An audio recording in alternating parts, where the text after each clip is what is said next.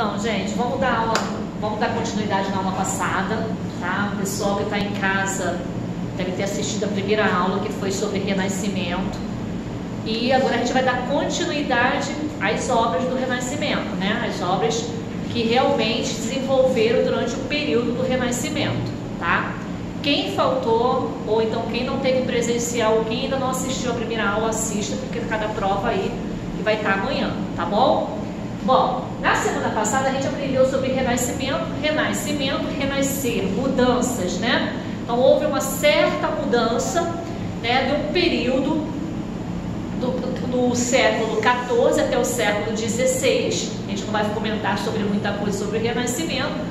E essas mudanças tiveram muitas mudanças políticas, né, artísticas, econômicas, e uma delas entra no ponto artístico, que é o que? A arquitetura renascentista, né? Quem está até comentando aqui com as alunas, e quem assistiu a aula de arte grega, egípcia e tal, né, já vai ter já mais ou menos vai clarear mais a mente, porque muita coisa vem, né, dessa parte da arquitetura grega, né? Então, ou seja, muita coisa se vai lá atrás para se chegar ao Renascimento, né?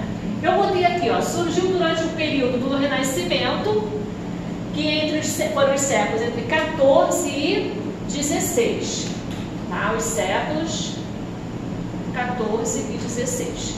Dentro desses períodos aí, houveram, né, algumas mudanças que a gente vai ver aqui, tá? Aonde aconteceu a arquitetura? Onde surgiu a arquitetura? Aonde? Na cidade de Florença, na Itália. Lembra que na primeira aula eu falei que, né, toda a arte, no caso a arte renascentista, o Renascimento em si, ela surgiu na Itália e depois se expandiu para outros países da Europa, né? Lembram disso? Então, se surgiu na Itália, aconteceu o quê? Na cidade de quê? De Florença, na Itália. Então, a arquitetura aconteceu na cidade de Florença, na Itália. Então, se eu perguntar lá na prova, né, tanto uma pergunta quanto a outra, quando surgiu o Renascimento, você vai lembrar que não foi na França, não foi, né, em outro lugar, foi na Itália, né? E automaticamente, por ser na Itália, surgiu a arquitetura na cidade de Florença, tá? Dois grandes pilares que a arquitetura renascentista se apoiava. Quais foram? Semana passada a gente falou sobre classicismo e humanismo, que está dentro das características, né, renascentistas. Relembrando o que é o classicismo e o que é o humanismo. Estou revisando apenas, porque semana passada tivemos essa aula. Classicismo, retomar das artes clássicas. Que artes clássicas é essa? Lembra que eu falei? Da arte grega. Então você volta lá, a arte grega é a arte o quê? Romana. Porque muitos desses autores acabavam se baseando, né, nessas artes gregas, e dali, né, depois como surgiu no século XVI, é que eles tiveram mais autonomia. Mas antes disso é tipo assim, uma copiazinha da parte das artes clássicas, tá? Isso é o classicismo. E o humanismo? Falamos sobre o humanismo. Lembra que tem o antropocentrismo, que era a igreja, né? Ou seja, o homem era guiado pela igreja, o homem era guiado, né, por Deus, né? Então, ou seja, o antropocentrismo, mas depois no Renascimento o homem parou e pensou e falou assim, não, peraí, né? Eu tenho que ter a razão, eu tenho que mudar, eu tenho que fazer essas mudanças, e começou a gerar nele o quê? Esse ato de humanismo, que seria o quê? Valorizar o ser humano, né? Não que ele deixou a fé dele, não que ele deixou a igreja, só que a razão, ele está falando também no primeiro vídeo, na primeira aula, só que a razão ficava em primeiro lugar e depois vinha o quê? A fé. Não que ele tirou a fé, né? Não que ele tirou Deus como centro da vida, só que aconteceu é que Deus se tornou o centro da vida dele, como aconteceu no antropocentrismo, lá na Idade o quê? Média. Depois da Idade Média para a Idade Moderna, você viu na aula passada que houve essa mudança no Renascimento. o homem passou a ver não o Deus como centro, ele passou a ver ele como que? O homem sendo o centro de tudo, ou seja, ele passou a se valorizar, ok? Por isso se chama o que? Dois grandes o que? Pilares que a arquitetura renascentista se apoiava, tá? Que foi quem? Classicismo e o humanismo. Se caso cair isso, já tem uma base de quais são os dois pilares, ok? Deixa eu só virar um pouquinho a câmera, a gente não perder nada, né?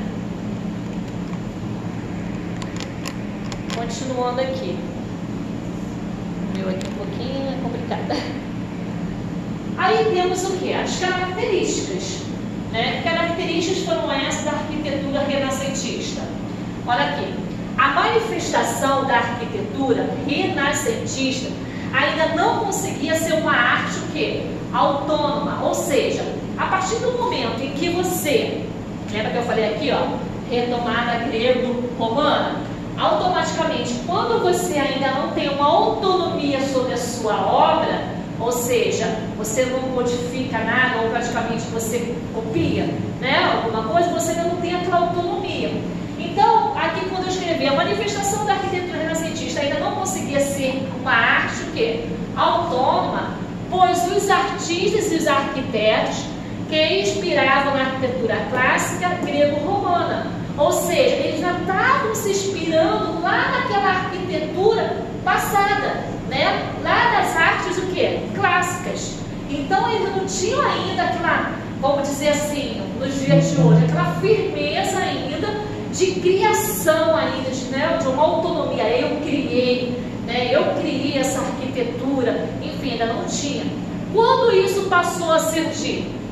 A partir daí, a escultura e a pintura, né? Depois que passou a ser a arquitetura, que ainda não teve ainda uma autonomia ainda, e depois vocês vão aprender sobre pintura e escultura, vocês vão ver que eles vão ter o quê? Mais autonomia nessas artes, tá? Aí eu botei, a partir daí a escultura e a pintura passaram a ser o quê? Autônomas, tá? Nas elaborações de seus projetos, os arquitetos buscavam a perfeição em suas obras. O que significava perfeição em suas obras, professor? Significa o seguinte: tudo que eles, por exemplo, se eles iam construir uma capela, vamos dar um exemplo básico, né? Se eles fossem fazer um projeto em relação a uma capela, tudo tinha que ter muito bem o quê? Tinha que ter simetria, geometria, ou seja, tudo muito bem calculado, tudo muito bem certinho. Por isso que eles queriam o quê? Perfeição em suas obras, que a gente daqui a pouco vai ver aqui na apostila, que a gente vai abrir, e vocês vão ver isso, tá? Vamos deixar para uma coisa. Suas construções aí são palácios, né? Eles construíam igrejas, vilas que eram casas de descanso, fortalezas, funções para funções militares, tá? Pai da, no caso assim, se pergunta na prova, quem foi o pai da arquitetura renascentista? Pode cair isso? Pode, com certeza pode, porque ele foi muito importante. Este homem, Filipe Brunelleschi, ele foi um homem em que, tipo assim, não tem aquela propaganda, no cara que a gente fala assim, eu sou 1001 utilidades, tipo um bombril. Esse homem era assim, ele era muito inteligente, ele tinha 1001 utilidades. Então ele foi pintor, ele foi escultor, né? Ele teve várias funções, tá? Por isso que ele se tornou o pai da arquitetura renascentista, tá? Isso aqui é importantíssimo. Primeira obra colocada em prática pelo arquiteto Brunelleschi foi a Catedral de Florença. Então, a primeira obra dele foi a Catedral de Florença, que ele botou em prática. Ou seja, ele projetou, né, e colocou em prática. Brunelleschi foi um exemplo de artista completo, renascentista. Acabei de falar isso agora. Ó. Por que ele foi completo? Pois foi o quê? Pintor, ele foi escultor, ele foi o quê? Arquiteto, dominava matemática, ele dominava geometria, e isso era muito importante para você saber o quê?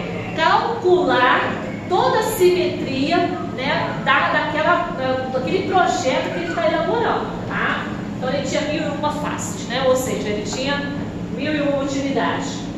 Seus trabalhos, quais foram os trabalhos de Brunelleschi? Catedral de Florença e Capela de Paz. Aonde, gente? Na Itália. Se estamos falando da Itália, tem que ser na Itália.